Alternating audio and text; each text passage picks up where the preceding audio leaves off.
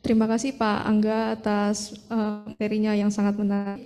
Agenda selanjutnya adalah materi dengan judul Example of Nonlinear Time History Analysis of 3D Building with Viscoelastic Damper yang akan disampaikan oleh Profesor Insinyur Bambang Suhendro, Master of Science, Doctor of Philosophy. Beliau adalah Profesor yang Nonlinear Finite Element Analysis, Structure Dynamic, dan Earthquake Engineering di Departemen Teknik Sipil dan Lingkungan Universitas Gadjah Mada. Beliau menyelesaikan studi doktor di Michigan State University, Michigan, USA. Beliau menerbitkan banyak publikasi ilmiah, baik berupa jurnal maupun proceeding, salah satunya berjudul Perspective of Passive Control Structural Devices for Existing Low-Rise Building at Earthquake-Prone Region of Developing Country, literature review pada tahun 2022. Adapun salah satu penelitian beliau pada tahun 2021, identifikasi properti dinamik dengan menggunakan SHMS pada Elevated Road, Petarani, Makassar. Waktu dan tempat kami persilakan kepada Profesor Bambang Suhendro.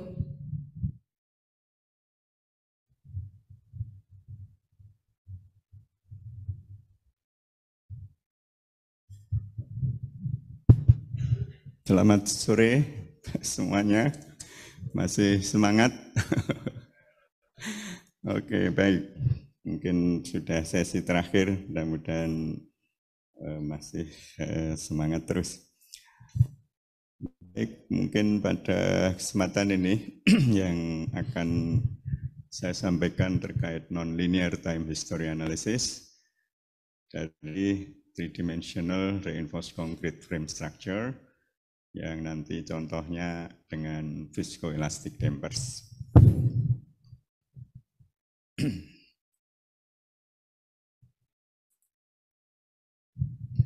Ini karena waktunya terbatas sekali, jadi nanti mungkin tidak semua bisa kita uraikan panjang lebar. Jadi yang poin-poinnya saja nanti saya garis bawahi yang secara lebih cepat. Jadi nanti ada introduction, ada nonlinear time history analysis, ada seismic control system yang dalam hal ini nanti yang kita pakai di gedung kita ini yang baru sebulan diresmikan, yaitu viscoelastic damper. Kemudian nanti ada pemodelan struktur, nonlinear time history, hasil analisis dan performance levelnya seperti apa. Nah, tentunya waktu sebelum dipasang ada dilakukan uji prototip, ada uji produksi, ada dua uji ya, itu ada di SNI kita yang 1726-2019. Nanti apa yang saya ceritakan banyak terkait ke chapter 13. Chapter 13 itu khusus struktur dengan seismic device. Salah satu seismic device yang sudah kita gunakan, ini pertama di Indonesia, adalah viscoelastic damper. Ini saya kira gedungnya, kita berada di dalam gedung ini, di auditorium. Nanti kita bahas pemodelan non-linearnya. Ini barangkali pada saat construction, yang sebelah kanan biru, ini masih dummy, jadi masih belum yang beneran. Karena kalau sudah holdernya terpasang dan perfect, nanti baru dilepas dummy-nya, lalu baru dipasang damper yang asli. Karena kalau dipasang dari sejak awal, itu sudah mengalami banyak hal yang tentunya tidak kita inginkan, padahal dia pada saat gempa diharapkan untuk bekerja dengan baik. Saya kira ini pada saat construction, mungkin Pak Asad waktu itu yang memanage pelaksanaannya. Nah, di SNI kita 1726-2019, ini tadi sudah kita sebutkan ada chapter khusus terkait dengan desain struktur yang dengan dengan seismic device. Nah, kita ke depan itu mengarah ke performance based. Di situ memang kalau secara konvensional, kalau struktur beton bertulang tidak cukup mudah untuk memenuhi performance yang sesuai level gempa yang kita simulasikan.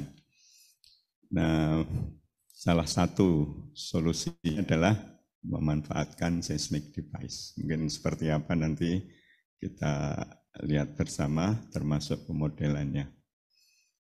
Yang kita pasang di sini memang tidak seperti base isolation system, di mana seismic base isolation ditaruh di bawah antara fondasi dengan kolom paling bawah, sehingga gempa waktu masuk ke struktur dari getaran dari fondasi itu teredam sudah cukup besar di sana. Ada dua hal, satu karena damping dari material base isolation itu kira-kira 25%, ditambah dengan karena dia lebih fleksibel, frekuensinya lebih kecil, periodnya lebih panjang dari spektrum respons spektrum kita, dia bahan gempanya mengecil. Itu kalau di total bisa 60-70% absorpsi beban gempa yang diserap oleh base isolation system. Namun barangkali kita belum terbiasa dengan struktur itu, termasuk maintenance dan sebagainya, tapi di Indonesia sudah beberapa menggunakan isolation system. Nah, kita pilih yang menggunakan seismic device di setiap lantai. Nanti kita lihat ada berapa buah yang kita pasang. Saya kira itu sebagai pengantar terkait nonlinear time history analysis dan struktur yang akan kita jadikan contoh. Seperti kita ketahui, seismic control system itu ada yang aktif, ada yang pasif, ada yang hybrid. Nah, yang viscoelastic damper itu termasuk yang energi disipatif pasifan yang pasif ya. Dan memang saat ini kelihatannya pasif itu masih menjadi pilihan karena yang aktif itu maintenance juga cukup tinggi. Beberapa sudah diaplikasikan, tetapi secara general itu masih memilih yang pasif sampai sekarang. Nah, nanti pada analisis struktur ini ada kriteria performance, tadi Mas Angga juga sudah cerita banyak, ada operational, ada immediate occupancy, life safety, dan collapse prevention. Tentunya performance itu sesuai dengan level gempa yang nanti disimulasikan. Ada yang service level earthquake, itu yang SLE, biasanya sekitar 50 tahun periode ulangnya. Kemudian yang DBE, Design Based Earthquake, yang 500 tahun, dan Maximum Considered Earthquake, MCER, 2.500 tahun untuk gedung. Ini nanti disimulasikan dan tentunya performanya akan menyesuaikan dengan level gempa yang kita inputkan. Nah, mungkin saya tidak cerita sangat teoritis di sini karena forumnya, jadi mungkin banyak praktisi, tidak di kelas yang di akademik kelas gitu. Jadi saya akan cerita praktis saja apa itu nonlinear time history analysis. Ini saya cuplikan dari manual SAP 2000. Di SAP 2000 saya kira sudah familiar sekali dengan yang kita pakai sehari-hari. Software lain juga serupa, nanti ada etaps mirip-mirip, Midas juga sama, Abacus kalau kita mau pakai software lain prinsipnya sama. Jadi nonlinear time history analysis itu berarti kita analisis dinamik, ya. Dinamik, kemudian kita masuk di bukan linear dynamic, tetapi nonlinear dynamic analysis. Nah, nonlinear itu bisa muncul dari elemen-elemen balok kolom kita yang mengalami plastic hinge. Itu berarti kita sudah masuk di material non-linearity. Karena dalam adanya sendi plastis, memang material kita sudah berada jauh di atas plastik ringnya. Makanya nanti akan diakomodir oleh non-linear material behavior dari elemen struktur. Kita punya konsep strong column big beam, berarti nanti sendi-sendi plastis itu tentunya akan dirancang terjadi di ujung-ujung balok, tidak di kolom, kecuali di posisi tertentu dan terjadinya paling akhir, itu nanti baru di sisi bawah. Itu saya kira, dan yang kita ada di gedung ini tidak hanya itu, tetapi juga kita memasukkan non-linear behavior dari damper, dari viscoelastic damper. Dia diberi nama viscoelastic karena materialnya memang bersifat viscoelastic. Jadi ada viskos di situ, tetapi bukan terbuat dari fluida, bukan viscous fluid, tapi viskos yang dimiliki oleh constitutive equation-nya high damping rubber. High damping rubber itu rubber yang kualitas sangat tinggi dengan damping yang cukup tinggi. Nah, secara teoritis kita baru mampu membuat material dengan damping, meskipun itu disebut high damping rubber, itu paling tinggi kira-kira 30% damping ratio-nya. Jadi sudah sangat tinggi, cukup tinggi. Nah, sementara nanti sebagai sistem, dia masih ketambahan ada viskosnya. Viskos itu berarti fungsi dari frekuensi atau kecepatan atau frekuensi atau gerakan dari massa struktur kita, itu nanti akan berpengaruh pada kinerja dari viscoelastic damper. Nah, nanti ini saya cuplikan dari manual SAP, non-linear time history disebut sebagai time history analysis dan melakukan step by step direct integration, itu kira-kira nama lainnya. Jadi banyak skema solusi persamaan dinamis, salah satunya adalah direct integration. Nah, direct integration ini diadopsi paling banyak untuk melakukan non-linear analisis dinamik. Kalau kita menggunakan linear analisis dinamik, metodenya masih cukup beberapa pilihan, boleh direct integration, boleh modal analisis. Karena modal analisis itu ada konsep superposisi mode 1, mode 2, mode 3, dan sebagainya, dan itu hanya berlaku pada struktur yang elastik, seperti konsep superposisi. Pada non-linear, superposisi tidak bisa dilakukan, sehingga hanya bisa dilakukan dengan direct integration, numerik tentunya, dan nanti dilakukan step by step. Mungkin nanti kita akan bahas secara praktis saja. Kita punya parameter yang cukup harus dicermati, salah satunya adalah time step. Jadi time step itu bagaimana beban gempa yang nanti kita inputkan di dalam solusi persamaan dinamis non-linear kita itu, kita bagi kecil-kecil, itu delta T-nya berapa, itu nanti bisa mempengaruhi akurasi dari hasil solusinya. Banyak hal yang harus dipertimbangkan untuk menentukan delta T itu. Sehingga nanti delta T itu menjadi satu parameter input yang perlu kita cermati. Jadi nanti ada non-linearity itu apa saja. Di SAP 2000 ini salah satu software yang kita contohkan, yang lain juga sama. Itu memiliki kemampuan juga untuk geometrik non-linear. Ya, jadi kalau kita pelajari di teorinya nonlinear itu ada dua macam. Yang pertama material nonlinear yang tadi bisa dipicu oleh adanya sendi plastis di dalam struktur kita. Sementara yang geometrik nonlinear ini lebih ke struktur sudah mengalami deformasi yang tidak kecil lagi, sehingga strain displacement equation-nya menjadi nonlinear.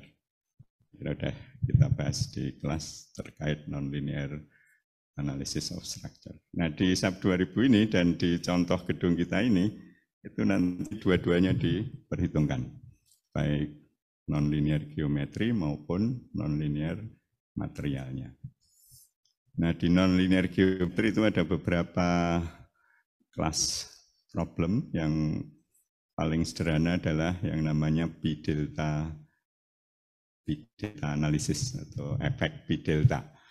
Itu kalau kita punya frame, misalnya 2 atau 3D, lalu dia beban gravitasi, lalu ditambah beban dinamik, mengalami lateral displacement, berarti kolom kita itu ujung atas dan bawah ada relatif displacement arah horizontal. Disitulah gaya aksial akan menambah besarnya momen yang terjadi sebelumnya kalau tidak terjadi P-delta effect.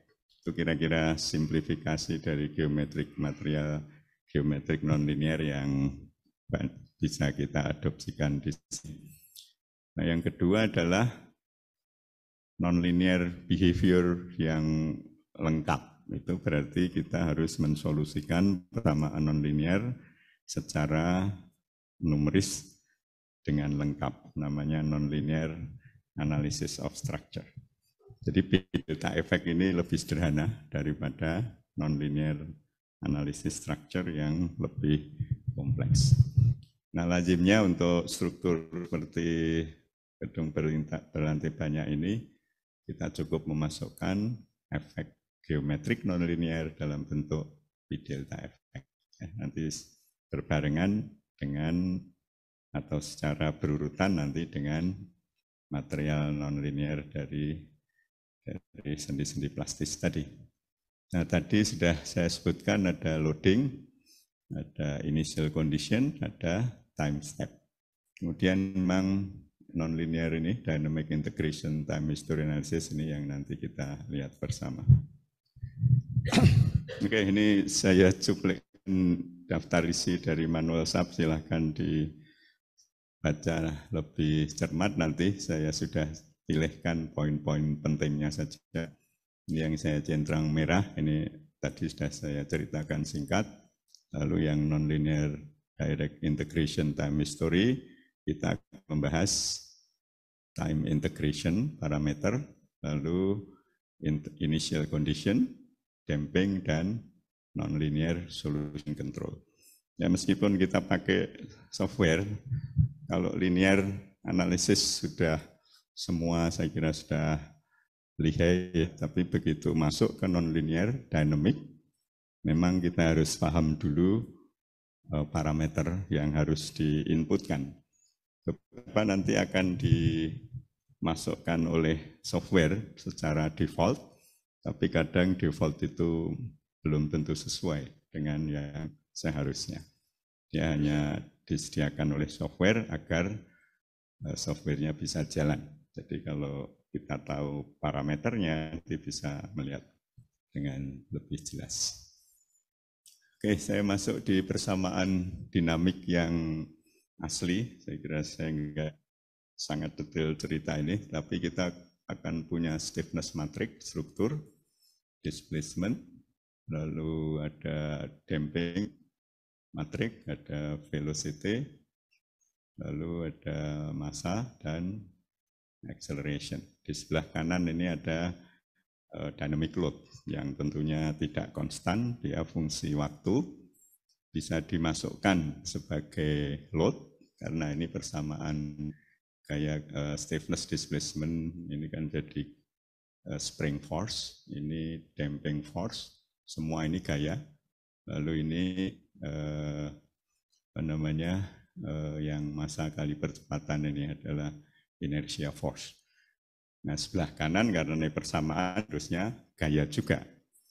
Bisa dimasukkan gaya, tetapi kalau kita punya masalah gempa, yang dimasukkan adalah ground acceleration dikalikan dengan massa.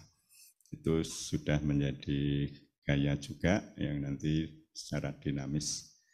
Dan kita harus mencari solusi dari displacement yang muncul di sini. Ada displacement itu sendiri, ada du per dt dan d kuadrat u per dt kuadrat.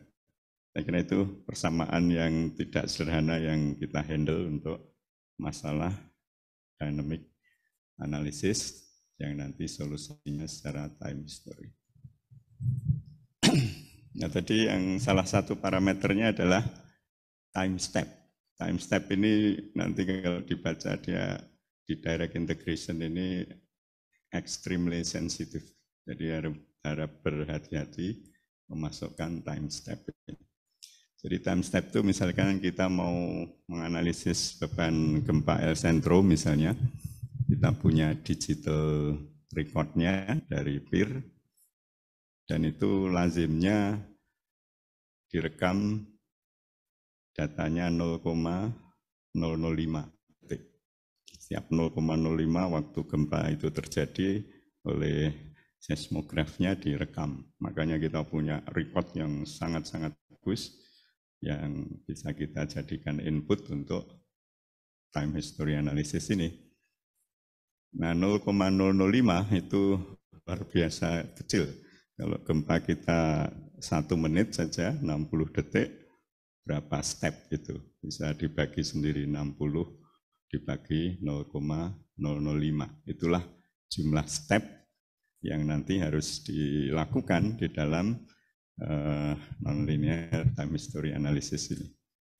Secara praktis, misalnya ini kita akan menggunakan El Centro, kita download dari PIR, dari University of Berkeley. Mereka menyediakan banyak sekali rekaman gempa yang bisa kita pilih untuk yang cocok dengan kondisi kita adopsi. Jadi ini gempanya 55 detik. Dan rekaman ini 0,005 detik, ada data digitalnya. Gitu. Nah, sekarang masalah kita time step. Time step itu kita harus memilih berapa delta T dalam rangka melakukan dynamic analysis tadi. Nah, secara praktis memang ini karena datanya sudah sangat bagus, 0,005, kita boleh memilih 0,005 itu sebagai delta T-nya, karena sudah cukup sangat kecil sekali. Dan nanti dalam outputnya kita boleh minta tidak per 0,05, tapi bisa kelipatan genap dari delta T tadi. Misalnya kita minta 0,01 detik atau 0,2 detik itu outputnya nanti bisa gaya dalamnya, bisa displacementnya, bisa support reactionnya gitu. Tapi harus kelipatan dari delta T yang kita masukkan tadi. Ya, tidak bisa tidak karena nanti dia tidak pas kalau tidak genap perkalian genap dengan delta T yang ada. Oke, itu terkait time step. Memang ini teori dasarnya adalah kita harus tahu periode fundamental dari struktur kita, T, ya, T besar atau frekuensi yang terkait. Nah, memang kalau kita misalnya memperhitungkan sampai 5 mode gitu, kita punya F1 sampai F5 atau T1 sampai T5. Nah, nanti T besar terkecil itulah dibagi secara praktis 10 itu nilai paling besar kita boleh pilih untuk delta T kita. Tapi yang 0,05 ini sudah relatif jauh lebih kecil, makanya dia bisa kita adopsi. Cara praktis saya kira itu, delta T-nya jangan milih terlalu besar karena nanti akurasinya tidak kita dapat.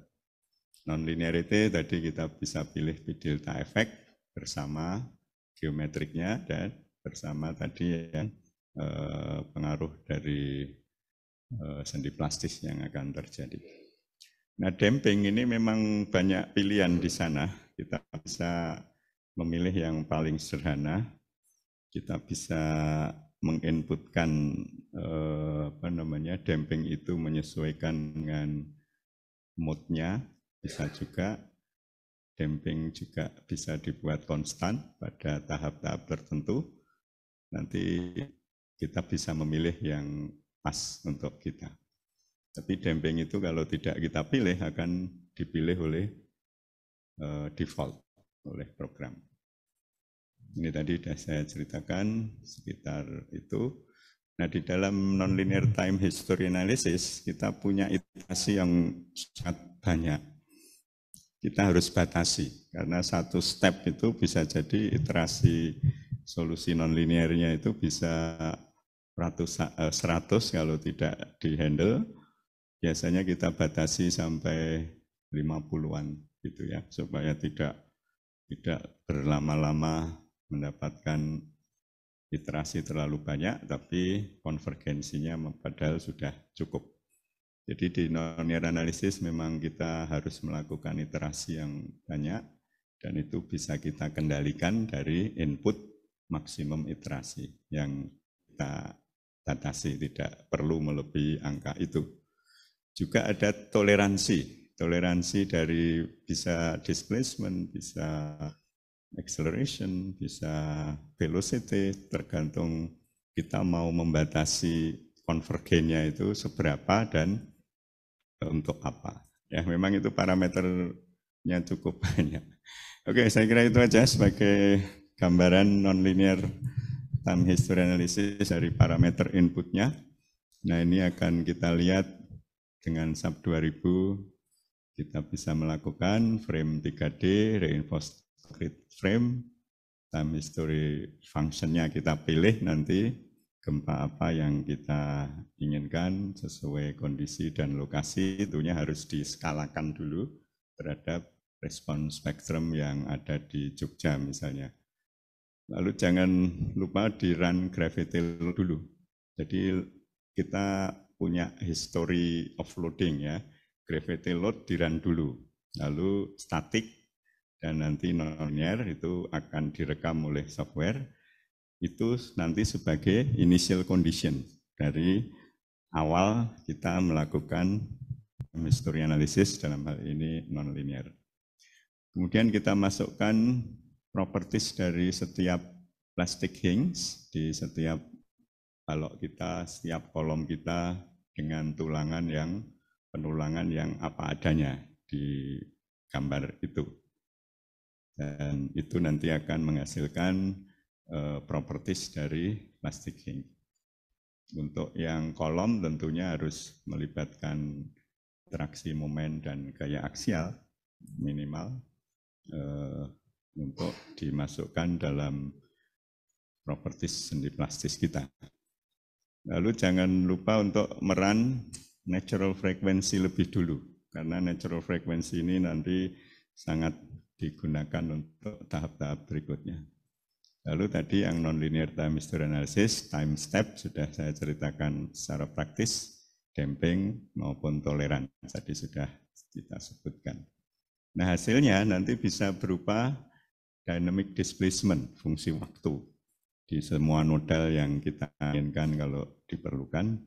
Biasanya oleh software bisa ditunjukkan yang maksimum dulu di mana memenuhi atau tidak. Nah, dari displacement yang fungsi waktu kita bisa mendapatkan interstory drift yang menjadi tolak ukur dari performance design. Interstory drift tentunya pada kondisi yang sudah ada sendi plastis dan seterusnya tadi. Juga termasuk tow driftnya. Lalu internal forces yang dynamic tentunya disupport juga, kita bisa ekstrak kalau diperlukan bisa di setiap titik yang kita inginkan. lalu lokasi dari plastik hinge, sendi plastis ada di mana saja. Mungkin tadi Mas Angga sudah banyak memberi contoh. Hanya masalah kita ini sangat kompleks, non-linearnya geometri masuk, P delta ya, non-linear materialnya adalah sendi plastis, masih ditambah non-linearity dari damper. Saya kira itu bertumpuk-tumpuk.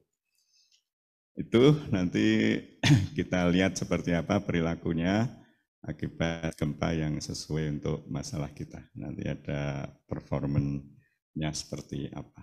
Ini saya kira kalau di urut-urutannya nanti running non-linear time history analysis yang ada seismic device-nya seperti ini.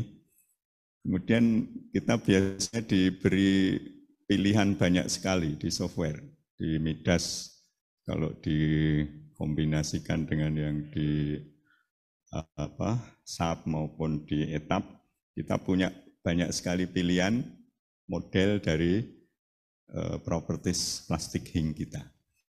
Mungkin di kelas beton lanjut saya kira dibahas. Kita biasanya memodelkan bagian yang sendi plastis ini ada panjangnya berapa, itu ada guide-nya. Lalu nanti tulangan kita modelkan, ini aslinya ya.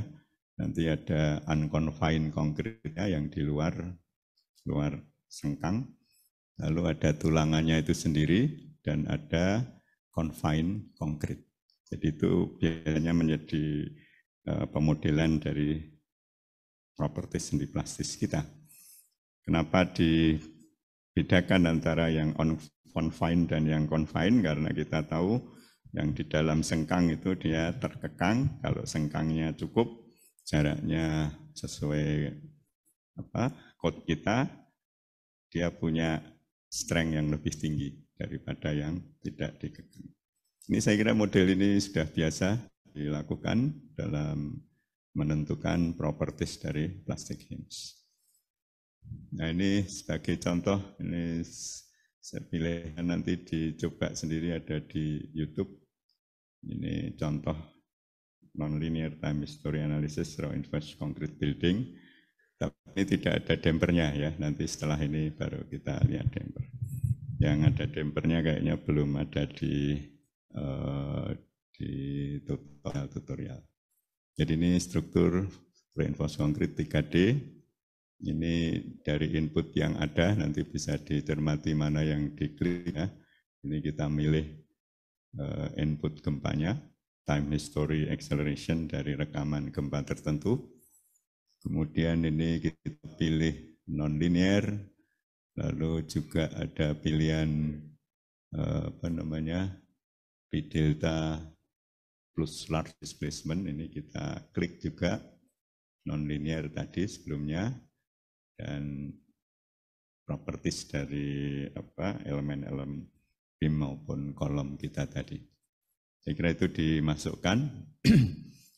Setelah semua masuk, nanti setiap ujung dari beam kita maupun kolom kita, di dua ujungnya itu sudah kita inputkan properties dari sendi plastis elemen masing-masing.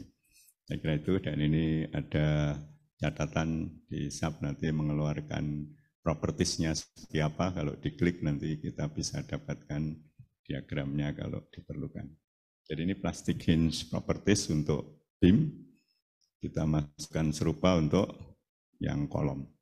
Sehingga akhirnya semua elemen baik beam maupun kolom ujung-ujungnya properties sendi plastisnya sudah kita inputkan.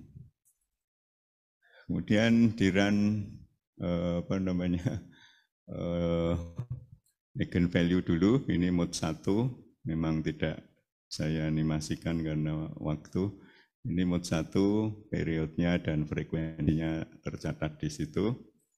Kemudian ini mode kedua, frekuensi dan mode-nya. Dan ini mode ketiga dan mode-mode yang lain lebih banyak.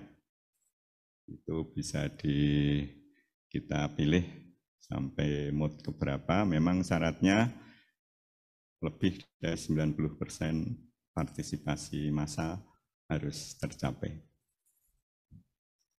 Ini input-input yang lain, ada direct integration, nonlinear, delta masuk, dan seterusnya seperti yang saya ceritakan. Nah, kalau di run, itu nanti akan muncul seperti ini, dan ini angkanya berubah terus. Di sini ada step keberapa, total step yang sudah dilakukan. Step tadi masih ingat itu, gempa 60 detik, dibagi 0,005, sekian ribu step. Nah, kita bisa melihat step keberapa kita mau melihat. Jadi prinsip step by step integration dan direct integration ini kita maju 0,005 detik, initial condition sebelumnya dicatat, disolusikan dengan banyak iterasi, ketemu solusi di akhir step. Akhir step ada velocity, acceleration, displacement dipakai sebagai initial condition untuk step berikutnya. Jadi pekerjaannya memang panjang sekali, dan untuk running seperti ini bisa jadi 3 hari, seminggu, itu hal yang biasa. Jadi gedung ini waktu dianalisis juga berhari-hari runningnya, karena memang iterasinya sangat banyak sekali. Ini nanti akan bertahap sesuai waktu dan stepnya, akan dilaporkan di bawah ini, yang parameternya tadi sudah saya ceritakan, nanti dicermati sendiri. Nah, ini setelah berakhir, kita punya displacement arah 1, ini kan 3D ya, arah 2, arah 3 untuk titik yang kita pilih. Ini saya pilihkan titik di pojok ini. Nanti datanya rotasi dan sebagainya fungsi waktu, tapi kita bisa minta yang maksimumnya atau kita bisa waktunya diisikan, nanti keluar datanya. Nah, ini dihitung interstory tree-nya dengan data setiap lantai yang kita dapat ke berbagai arah, nanti kita bisa dapatkan juga interstory drift. Inilah yang nanti menjadi tolok ukur salah satu dari performance, karena persyaratan performance desain itu adalah performa dari interstory drift tidak melebihi toleransi. Saya kira itu secara singkat. Ini adalah time history dari salah satu displacement yang tadi ke satu arah tertentu sesuai akibat gempa yang tadi kita inputkan. Ini bisa kita minta yang displacement U1, U2, U3 atau rotasi yang mana titiknya nodal, kita bisa keluar nanti dengan grafik. Ini ada catatannya di sini. Step keberapa juga ada di situ. Memang ini time consuming, tapi ini tuntutan dari code kita. Kita kalau bicara seismic device ya memang harus masuk di nonlinear time history yang seperti saya ceritakan ini. Ini yang merah itu adalah sesuai nodal-nodal yang merah ini di ujung balok-balok itu sesuai dengan skala di sini. Yang biru itu masih life safety kalau nggak salah ini, yang IO juga ada sesuai warna. Ini kalau diplot, post kalau dilihat 2D nanti juga kelihatan mana yang sudah yield, mana yang belum. Ini kalau diklik akan keluar data pada time tertentu yang tadi kita klik. Ini kalau di zoom nanti sendi plastisnya yang mana yang ini gempa besar ini 2.500 tahun, makanya contoh ini banyak yang mengalami sendi plastis, tapi masih di bawah collapse prevention. Saya kira ini contoh-contoh hasil. Nah, saya mau itu contoh yang tidak ada dampingnya, damper. Maaf. Nah, ini kita masuk di gedung kita, dimodelkannya seperti apa. Saya kira serupa sebagai pengantar. Ini damper ini seperti yang kita pakai di sini, itu sudah dipakai di gedung World Trade Center WTC yang di US tahun 60-an, 69 yang sudah roboh ditabrak pesawat itu ya. Itu gedung tertinggi waktu itu 110 lantai, dibuat tahun 69. Waktu itu mereka memasang 10.000 dampers di berbagai tempat karena lantainya aja 110. Ini posisi-posisi viscoelastic damper yang dipasang. Memang tidak untuk gempa saja, tapi untuk angin. Kita tahu makin tinggi, angin itu sangat kencang di atas. Gedung-gedung yang tinggi ini harus dibantu oleh damper untuk bisa berperilaku, performanya bagus. Jadi ini berfungsi untuk angin yang tidak kalah pengaruhnya dengan gempa. Ini di Seattle. Di Seattle itu di utara California, dekat Kanada. Di situ gempanya juga cukup tinggi seperti di California. Mereka memasang 260 viscoelastic damper untuk gedungnya yang 76 lantai. Ini dari beton bertulang. Ini contoh-contoh lain. Ini persis yang dipasang di gedung kita ya. Nah, sebenarnya kita sudah masang damper itu sudah lama di gedung Geraha Sabha. Waktu itu gedung ini kan didesain untuk seminar, untuk wisuda, untuk rapat-rapat besar gitu ya. Namun oleh mahasiswa waktu itu dipakai untuk konser musik yang waktu itu sangat banyak disukai mahasiswa. Kalau nggak salah Club Project. Di situ di lantai 2-nya tidak ada kolomnya, bentang 29 meter ingat saya, lebarnya 22 meter, terbuat dari grid system yang pre-stress. Nah, di situ terjadi getaran yang berlebihan sampai pintu kayak gininya buka nutup sampai goyangnya besar sekali. Nah, akhirnya mahasiswa lari semua keluar. Yang di dalam mungkin ada 2.000 mahasiswa ya, di atas lantai 2 yang di bawahnya tidak ada kolomnya. Nah, akhirnya Pak Rektor menugasi kita lab struktur diapakan gedung ini. Kalau dilarang tidak mungkin mahasiswa tetap akan pengen menggunakan hal-hal seperti itu. Nah, akhirnya kita solusikan dengan damper. Ini adalah viscous fluid damper. Kita pasang hanya satu di tengah bentang kita.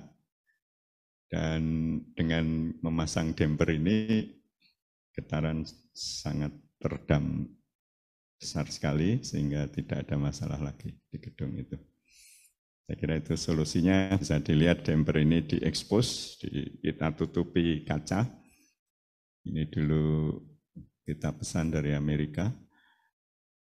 Harganya waktu itu 200 juta. Tapi sudah menyelesaikan masalah getaran yang berlebihan di Geraha Sabha sampai sekarang. Saya kira itu, ini viscoelastic kita pasang dengan holder. Holdernya ini syaratnya harus elastik. Di lantai 1 sampai 7 itu kita pasang double. Seperti gambar ini, ada 2 damper ini dipegangi oleh holder. Lalu kalau 3 dipasang ke arah long, 3 ke arah trans. Kemudian di lantai 7 ke atas sampai 12 itu kita hanya pasang satu-satu karena kebutuhannya memang seperti itu. Ini dampernya kira-kira seperti ini. Ada material high damping rubber di sela-sela plat baja merah ini. Dan itulah yang nanti kalau diuji dengan displacement sesuai interstory drift yang akan terjadi di sini, itu dampingnya besar sekali seperti gambar yang di bawah ini. Nah, ini nonlinear behavior dari damper ini harus kita modelkan ditambahkan pada masalah nonlinear dynamic analysis tadi. Saya kira ini properties dari damper, nanti dibaca sendiri. Karena viskoelastik, dia dipengaruhi oleh suhu. Makanya waktu kita uji di Jepang, di laboratorium sana, kita minta suhunya 40 derajat. Karena di Indonesia sehari-hari bisa sampai ke situ untuk material di sekitar dalam bangunan. Di sana syaratnya hanya 23 derajat, karena itu kita minta diuji di 40 derajat. Semakin tinggi suhu, memang kinerjanya semakin mengecil, tetapi masih memadai. Kemudian ini berbagai suhu disimulasikan pada saat uji prototip dan uji produksi. Nah, karena sifatnya viskos, dia dipengaruhi oleh frekuensi juga. Frekuensi itu berarti kecepatan gerakan ya, tiap detik bergerak berapa kali, siklusnya itu ditunjukkan oleh frekuensi. Makin tinggi frekuensi, dampingnya makin besar. Jadi ini terjadi di damping kita. Kemudian pemodelan numeriknya nanti kita wakili dengan 3 spring di damper ini. Sesuai hasil pengujian lab, kita wakili constitutive behavior-nya dengan 3 spring. Satu adalah elastoplastic spring, K1. K2-nya itu elastic spring. Dan yang ketiga ini viscous properties-nya. Jadi 3 itu dengan proporsinya di trial, akhirnya bisa mendapatkan bentuk yang mendekati sekali dengan hasil pengujian laboratorium. Ini yang biru ini adalah yang dari model ini, sementara yang merah ini adalah hasil pengujian di lab. Saya kira itu nanti di SAP bisa melakukan ini. Kalau kita tahu caranya, SAP kita bisa kita mainkan 3 spring di dalam satu node ini. Ini gedung kita, saya kira frame stone bertulang tadi sudah kita ceritakan. Ini pada saat construction. Ini yang double di lantai 1 sampai 7, 7 sampai 12 kita pasang yang single. Nah, yang kita datangkan dari Jepang hanya dampernya ini saja, holdernya kita buat sendiri. Semula holdernya harus dari sana, tapi kita yakinkan mereka bahwa kita bisa membuatnya. Akhirnya bisa. Jadi ini total dampernya ada 102 atau 112, 6 kali 7 lantai, dikalikan 2, ditambah yang ke atas itu 30-an, jadi 110-an. Ini posisi damper kita yang di merah-merah ini. Dan menghadap ke long dan menghadap ke trans, masing-masing 3. Saya kira itu sekilas, ini secara vertikal. Kalau posisinya memang kita pilih agak ke dalam biar tidak terganggu langsung oleh sinar matahari atau ultraviolet. Ini pengujian di Jepang, tapi waktu itu kita pantau dari sini dengan Zoom karena masih COVID. Dan ini ada tes protokol, harus diuji dengan frekuensi berapa tergantung struktur kita ini juga. Dan berapa siklusnya, ada yang sampai 2000 cycles ini. Ada yang cukup 7 sesuai dengan ini dari code kita cuma mengambil ini juga. Saya kira ini tadi holdernya, ini pengujian dan pemodelan. Oke, kemudian di chapter 13 peraturan SNI kita mengharuskan bahwa kalau kita masang damper tipe ini, itu struktur harus cukup kuat dan cukup kaku lebih dulu sebelum kita kombinasikan dengan damper yang tipe ini. Karena kita tidak memotong gempa di base isolation system, tapi hanya di setiap lantai. Itu syarat ada di chapter 13. Di situ silahkan dibaca, tidak terlalu banyak. Ini pemodelannya tadi, yang ada 3 spring. Ini diposisikan di posisi tertentu. Nah ini di poin-poin di chapter 13 sudah saya cuplikkan dan yang penting saya garis bawahi. Dan nanti hasilnya story drift untuk gempa yang 50 tahunan di bawah 0,5%, yang 500 tahunan 1%, maksimum MCI bisa 2%. Nanti kita lihat seperti apa. Saya kira ini detailnya, nanti tadi sudah saya ceritakan. Nah yang kita inputkan adalah sesuai SNI juga, harus minimal 7 pasang gempa. Dan itu sudah kita pilih untuk SLE, untuk design based earthquake yang 500 tahun, dan MCER-nya kita pilihkan 7 gempa, pasang gempa yang sesuai dengan kondisi-kondisi yang di Jogja ini. Lalu ini yang 500 tahunan, ini yang 50 tahunan. Ini sudah diskalakan terhadap respon spektrum di Jogja.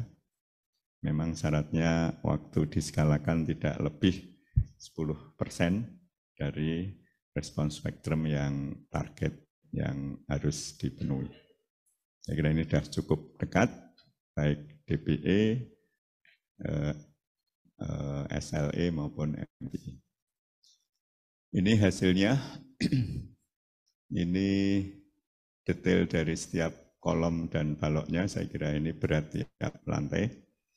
Ini saya kira mode 1, mode 2 sekitar 1 periodnya sekitar 1 detik.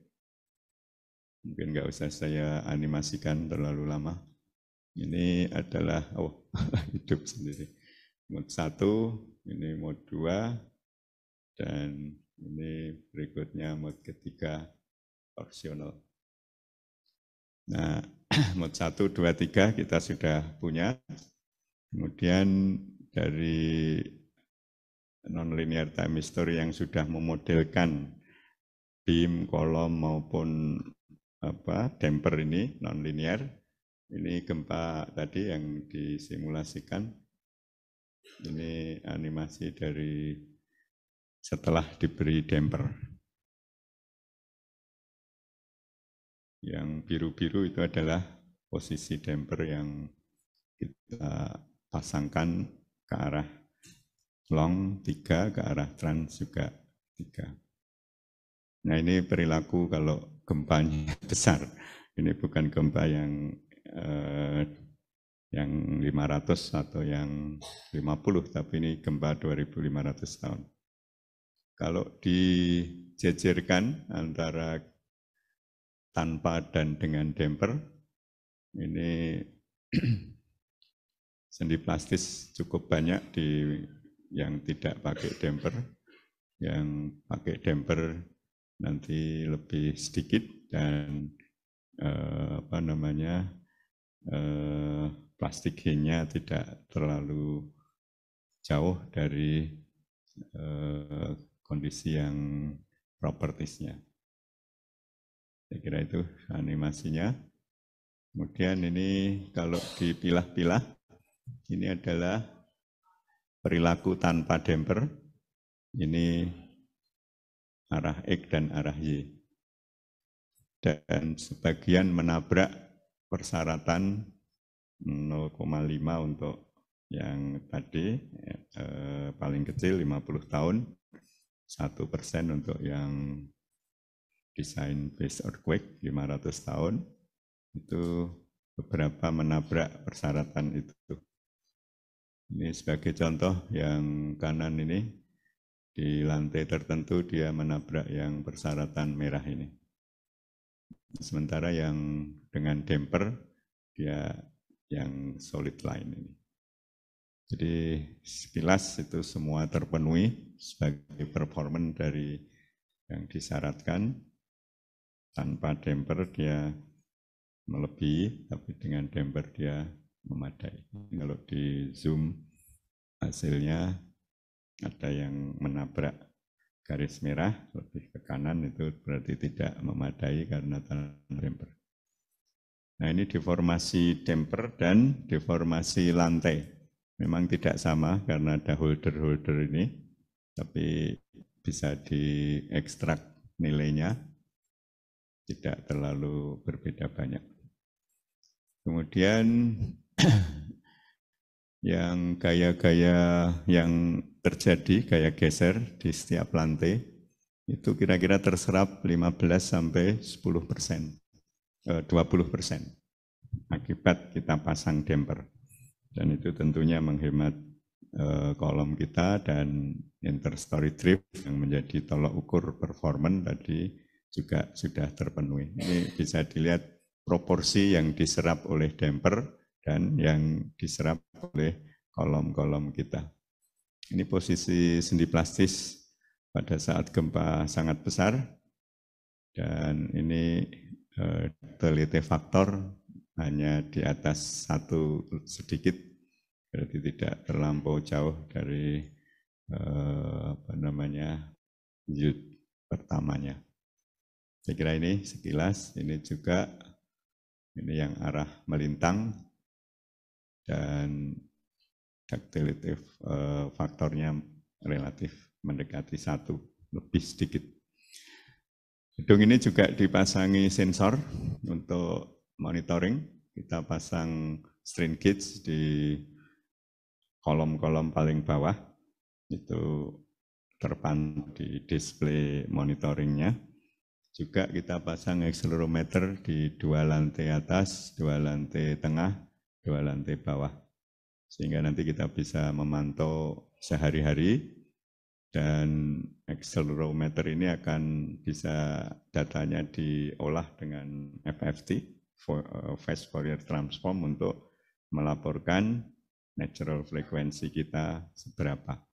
Dan itu menjadi salah satu parameter kesehatan struktur kita, bisa dipantau dari natural frequency, terutama fundamental periodnya atau fundamental frekuensinya. Mungkin ini di display di bawah itu ya, di yang menghadap utara, bisa dilihat di sana hasil monitoring kita. Saya kira itu, karena waktu juga terbatas, yang sebagai rangkuman, ini nonlinear time history analysis sudah menjadi kebutuhan, tidak hanya karena sendi-sendi plastis yang nanti akan terjadi pada gempa-gempa yang MCR tadi, kita bisa melihat posisi dari sendi plastis dan plastisitinya seberapa. Kemudian persyaratan performance dalam hal ini berupa interstory drift, itu karena interstory drift itu dibatasi karena berpengaruh sangat banyak di banyak hal, termasuk secondary element. Itu juga kalau gempa bisa jadi dia runtuh di lantai yang agak atas, meskipun tidak struktural, dia juga membahayakan kita yang ada di dalamnya. Saya kira itu singkatannya, dan tadi ada contoh analisis yang sudah lengkap non-linearnya dari sendi plastis dan juga dari damper yang kita pasang. Demikian, mudah-mudahan memberi gambaran apa itu non-linear time history analysis. Terima kasih. Assalamualaikum warahmatullahi wabarakatuh.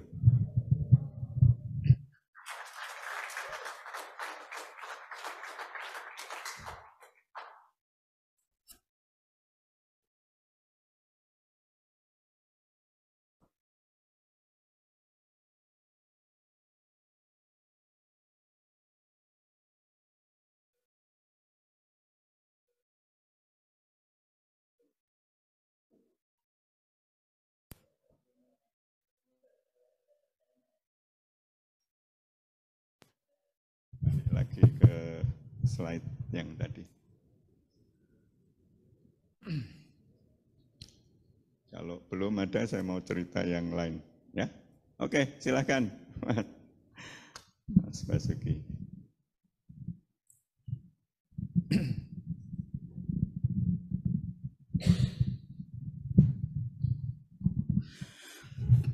Terima kasih, Prof.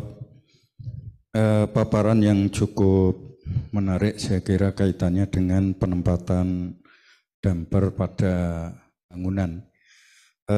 Ada dua hal yang perlu saya tanyakan. Yang pertama kaitannya dengan tadi pertimbangan penempatan damper tadi.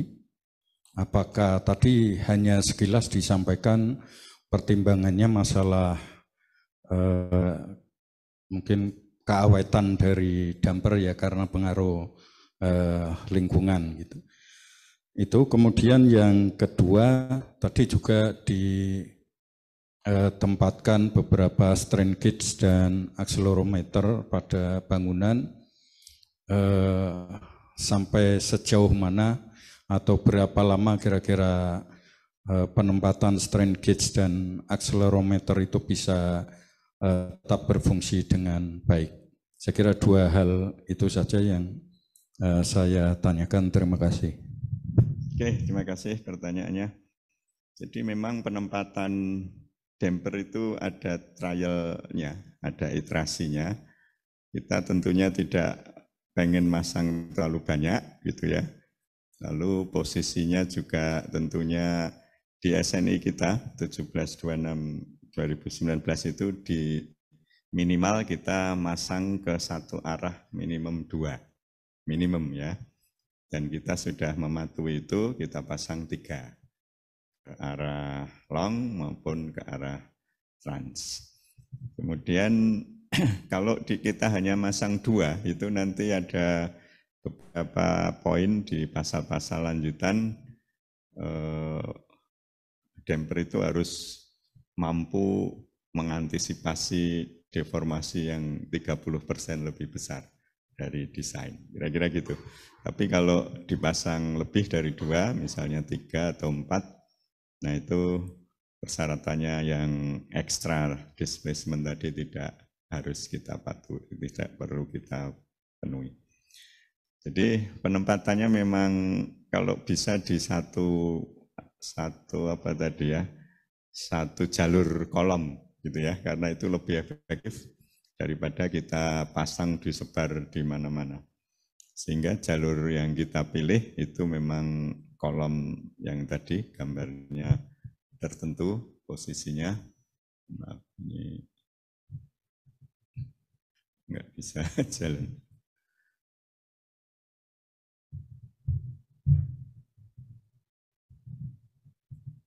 Oh ya ini. Jadi kalau kita lihat posisi damper kita itu ada di sini ya. Memang kita buat satu deret ke atas, tidak disebar gitu. Ini lebih efektif. Kita tahu damper kita tadi harus dipegangi oleh holder dan persyaratan DSNI holdernya harus perilaku elastik. Sehingga memang dalam perhitungan ini memang holdernya juga kita tunjukkan tegangannya masih dalam elastis ringnya.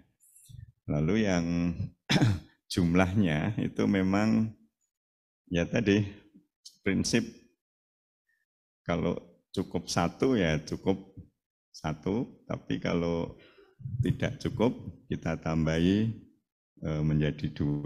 Dan itu baru bisa kita lihat dari hasil running time history tadi. Di lantai-lantai tertentu yang kebetulan di sini 1 sampai berapa tadi? Sampai 7, itu memang untuk gempa yang besar tadi tercatat titik-titik di lantai-lantai itu kalau tidak diberi 2, dia menabrak persyaratan performance yang 2% atau 1,5% tadi. Jadi jumlah itu juga melalui iterasi juga. Jadi memang banyak iterasi yang harus dilakukan untuk mengoptimalkan jumlah maupun penempatan dari damper ini. Ini memang sengaja agak kita taruh agak di tidak kolom terluar, seperti tadi alasannya agar tidak terkena oleh UV yang paling merusak itu ultraviolet ya. Kalau suhu sampai 40 sudah kita buktikan di waktu pengujian di laboratorium.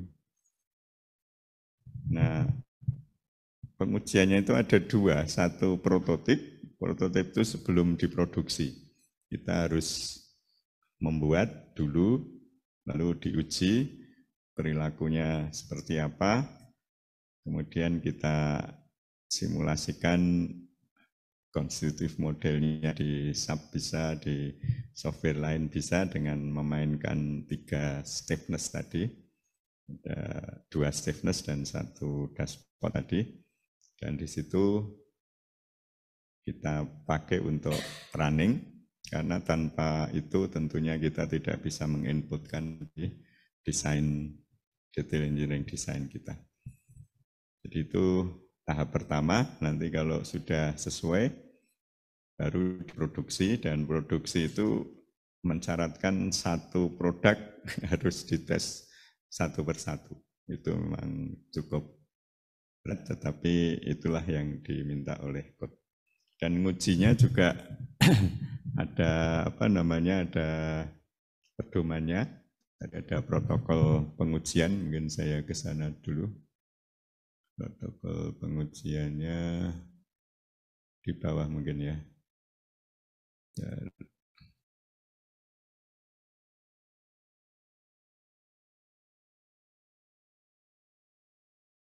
Oh, di atas. Jadi periode getar dari struktur harus kita ketahui dulu, sehingga ini desain ini memang harus tailor-made gitu ya, sesuai strukturnya, lalu baru kita sesuaikan. Mana anunya? Nah ini protokol damper protokolnya. Jadi yang pertama ini amplitudo pengujian itu memang ada rule-nya untuk diuji dengan displacement berapa. Ini kalau kita lihat ada yang 30 mili. Ini karena memang interstory drift kita itu di kisaran antara 3 sampai 4 cm ya, antar story. Makanya di sini 2 sampai 3 cm, 20 sampai 30, sehingga di sini diuji dengan nilai amplitude displacementnya kira-kira 30. Yang setengah ini frekuensinya memang ribuan kali. Ini sekalian untuk pengujian apakah ada degradasi dari properties itu, dan itu dilakukan pertama kali memang diuji 2000 cycles itu, sehingga pengujian yang setelahnya itu bisa apakah ada dampak dari cyclic loading yang repetisinya sudah cukup banyak ini. Frekuensi ini ada aturannya, ada T itu periode getar struktur kita yang sekitar 1 second tadi. Di situ ada yang 1T, ada yang 2T, ada yang 1,5 gitu, sesuai dengan frekuensi yang disyaratkan di kode kita. Kemudian suhu ini 40 atau rata-rata 35 ini ya. Tapi itu sudah di set 40, hanya karena pengujiannya cukup panjang, dia mungkin average-nya jadi 35. Ini yang tahap 1, yang tahap berikutnya ini serupa. Ada dua sampel, ini ada yang nomor 3, 4, dan 5. Jadi ini semua diatur di SNI kita. Ada namanya uji prototip dan uji produksi. Nah, yang mirip ini yang sudah kita pakai banyak di Indonesia adalah LRB atau Light Rubber Bearing. Itu jembatan kita banyak kita pakai, tumpuannya tidak sendirol lagi, tidak pot bearing lagi, tapi Light Rubber Bearing. Dan itu sudah bisa dibuat di dalam negeri dengan ada 3 pabrikan sekarang yang sudah, karena di-encourage oleh kita karena penggunaan ke depan banyak, itu ada 3 produk yang sudah siap memproduksi dan sudah kita pakai di banyak tempat. Terutama elevated toll road yang berada di atas itu kita pasangi LRB semua, dan itu bisa menyerap beban gempa di jembatan sampai 70%. Karena yang pertama diserap oleh dampingnya LRB, damping dari materialnya tadi 30%, sementara dengan tumpuan LRB struktur menjadi frekuensinya karena lebih fleksibel, frekuensinya mengecil, periodnya membesar. Dari diagram respons spektrum, kalau T-nya agak ke kanan kan acceleration-nya jadi mengecil. Kombinasi dari itu bisa mencapai kira-kira 70%. Jadi jembatan kita tidak terasa ada gempa nanti di atas.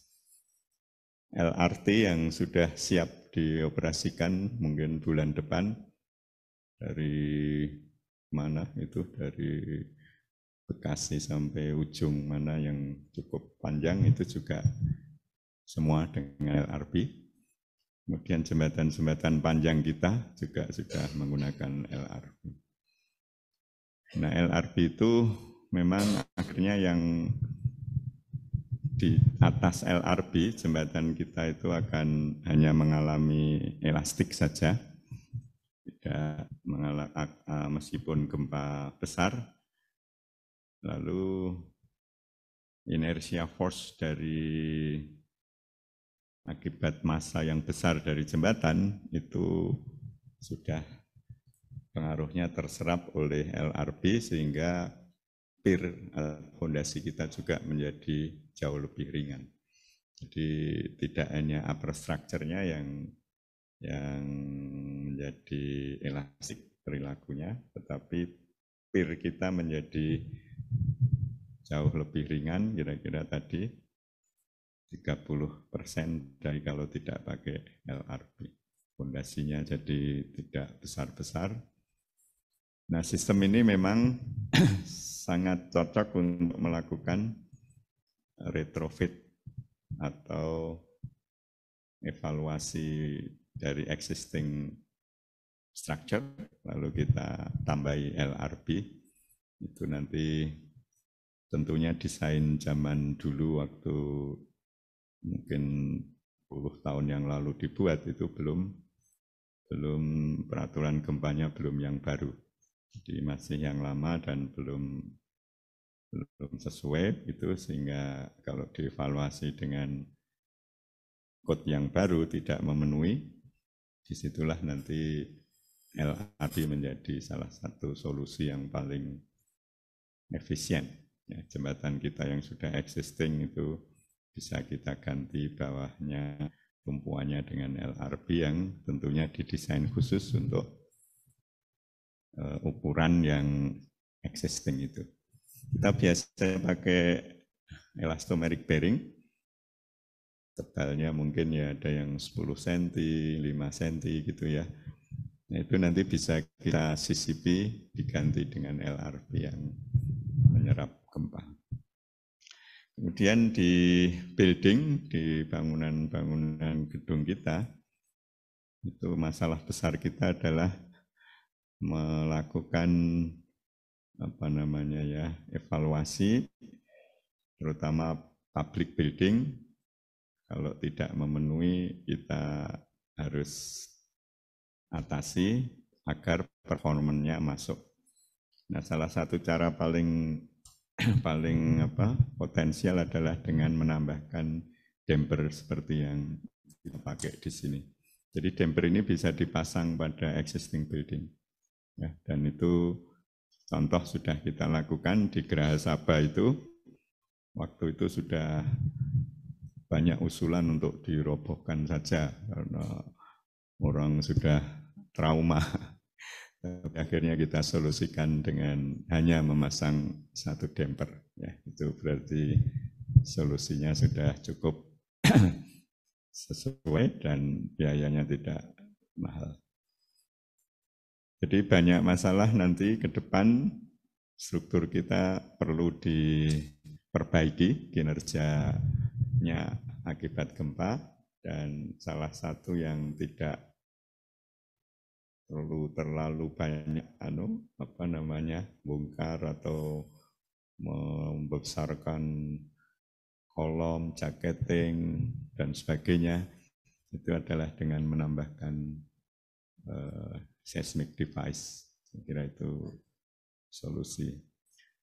Kalau nggak salah kemarin ada yang pameran di depan ini, itu adalah untuk retrofit bangunan-bangunan untuk gempa. Mungkin nggak tahu kemarin cerita atau tidak itu, tapi itu beberapa yang dipamerkan kemarin itu sudah banyak dipakai di Jepang untuk memperbaiki kinerja existing building yang perlu ditingkatkan performanya. Tadi pertanyaan kedua apa, Pak Basuki? Kaitannya dengan pemasangan strain gauge dan accelerometer pada bangunan.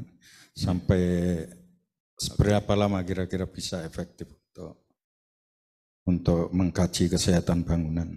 Iya, jadi memang sensor itu kan banyak macamnya dan kita perlu sesuaikan dengan kebutuhan kita. Memang yang strain gauge ini hanya untuk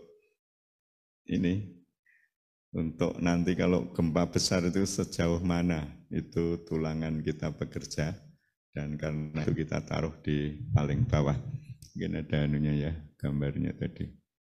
Nah ini, jadi kalau sehari-hari itu tidak melapor apa-apa yang signifikan, karena waktu kita pasang ini bangunan sudah berat sendirinya sudah terdukung oleh beton bertulang itu. Jadi strain gauge kita pasang tidak mengukur akibat gravity, sudah lewat. Tapi nanti kalau ada gempa, bagian terbawah itu tentunya akan datanya sangat penting untuk kita evaluasi. Jadi strain gauge saya kira itu untuk semua pada saat gempa bisa kita lakukan back calculation, saya kira itu untuk melakukan evaluasi sejauh mana gempa itu memicu tegangan-tegangan dalam di struktur kita. Kalau yang accelerometer itu nanti pas gempa juga akan melapor banyak hal, karena dia di puncak kita pasangi 2 di lantai tengah dan lantai bawah. Di situ pas gempa terjadi akan bisa memberi data kita yang cukup penting untuk mengevaluasi kinerja dari struktur pada saat gempa. Sehari-hari kita bisa melihat natural frekuensinya. Di display itu selalu ditayangkan, dan kalau nilai itu kita plot sebagai fungsi waktu, sebagai fungsi waktu itu nanti frekuensinya berubah atau tidak itu akan terpantau dengan mudah untuk dilihat oleh kita apakah terjadi penurunan atau tidak. Jadi frekuensi itu salah satu yang indikator dari kesehatan, karena kalau frekuensinya tetap itu berarti tidak ada indikasi terjadi perubahan stiffness atau perubahan yang menyebabkan frekuensinya mengecil. Jadi teorinya kan kalau kita punya struktur, terjadi crack misalnya, nah pasca gempa itu pasti ada crack kan, karena kita desainnya inelastik. Dan sejauh mana crack itu perlu ditindaklanjuti selain secara visual, lebar retaknya dan sebagainya, diinjeksi dan sebagainya, tentunya crack itu kan terkendali damage levelnya sehingga mudah dan murah untuk kita injeksi sehingga pulih kembali pasca gempa. Tapi dari frekuensi naturalnya nanti akan kelihatan kalau beberapa elemen kita retak, berarti dia stiffness-nya berkurang dan frekuensi akan menurun karena frekuensi fungsi dari stiffness. Nah, namun penurunannya seberapa itu nanti bisa kita lihat, dan kalau itu masih 5%, 1, 2, 3, sampai 5% itu masih wajar. Tapi kalau sudah melebihi 15 itu harus dilakukan evaluasi yang lebih cermat. Bisa jadi karena crack di sendi-sendi plastis tadi mungkin sudah cukup banyak dan cukup lebar. Jadi itu indikasi yang cukup bagus nanti natural frekuensi kita pantau.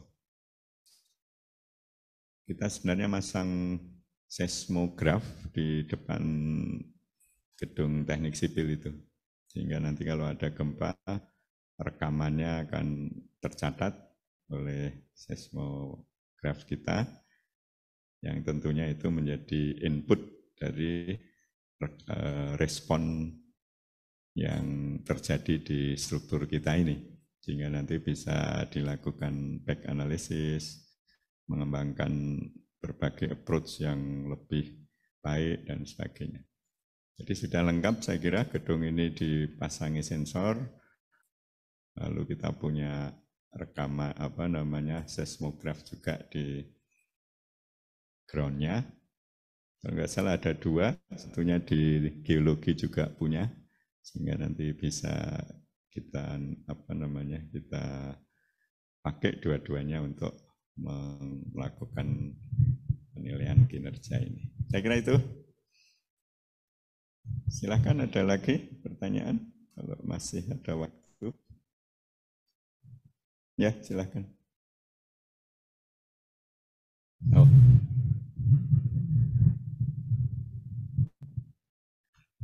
Anunya.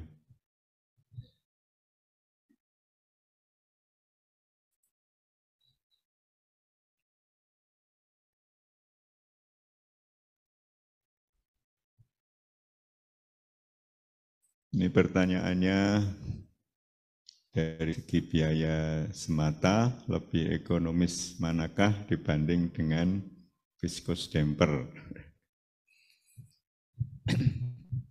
Jadi memang kita pilihannya ada beberapa. Satu adalah viscoelastic damper yang materialnya dari karet mutu tinggi tadi ya, dari high damping rubber. High damping rubber itu kalau kita taruh di meja, kita jatuhi kelereng gitu, dia tidak mantul tinggi. Jadi ya sudah jatuh ya di situ dia teredam.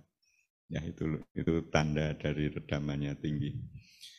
Kalau viscous yang damper, viscous damper itu seperti yang kita pasang di Geraha Sabah Brahmana itu.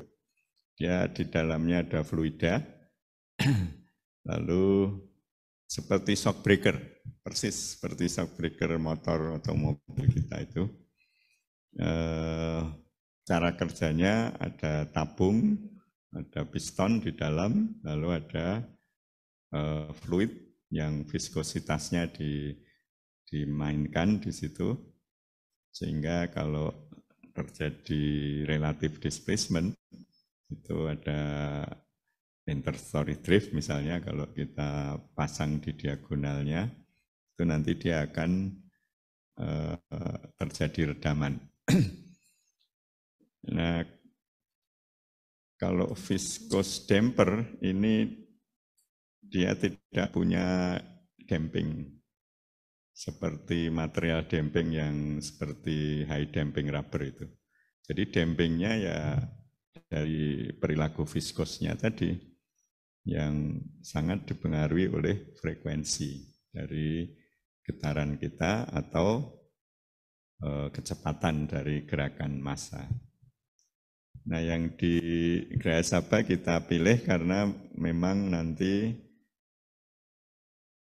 event yang kita bayangkan adalah terjadi massa besar di atas, karena tadi pertemuan mahasiswa yang ribuan orang di atas, lalu mereka bergerak-gerak dengan ritme yang tertentu, sehingga kalau tidak diredam itu akan terjadi lenturan dan getaran yang mengganggu, meskipun strukturnya tidak masalah karena pre-stress, tapi kenyamanan akan terganggu dan para yang ada di gedung itu pasti takut ini kayaknya mau runtuh, padahal tidak.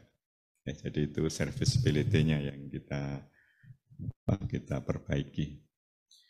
Jadi kelebihan dari viskoelastik itu dia punya damping dari sumbangan materialnya, dia juga punya sifat viskos sehingga frekuensi juga akan meningkatkan, dan satunya lagi tadi kalau itu bekerja bersama sebagai sistem dia lebih efektif.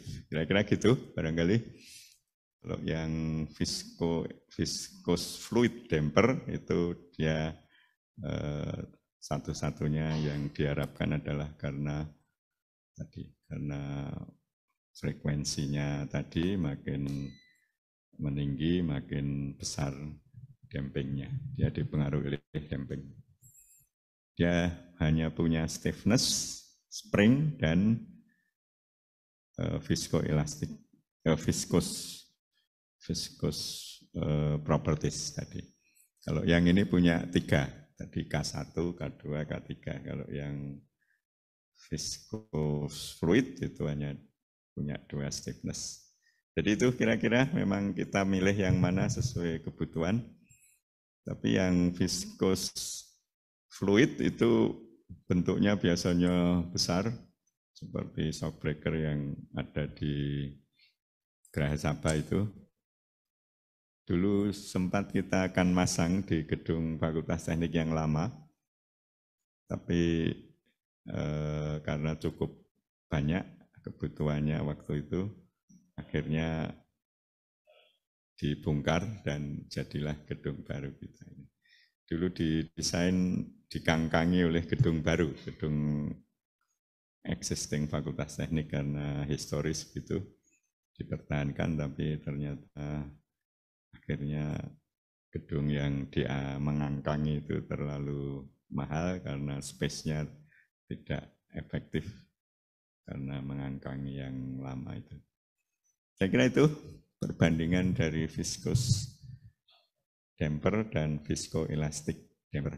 Nah, viscoelastic damper ini karena tidak berupa fluida, dia bentuknya juga bisa dipajang seperti yang kita expose ini, dan kelihatannya banyak disukai arsitek karena tidak mengganggu seperti shear wall yang harus menutup pandangan dari berbagai arah itu, dan bentuknya yang besar, solid. Kelihatannya ini salah satu solusi yang lebih lebih terakomodir oleh para arsitek juga. Demikian mungkin. Masih ada lagi? Sudah? Baik, kelihatannya waktu sudah maghrib atau sudah bermaghrib. Terima kasih perhatiannya. Assalamualaikum warahmatullahi wabarakatuh.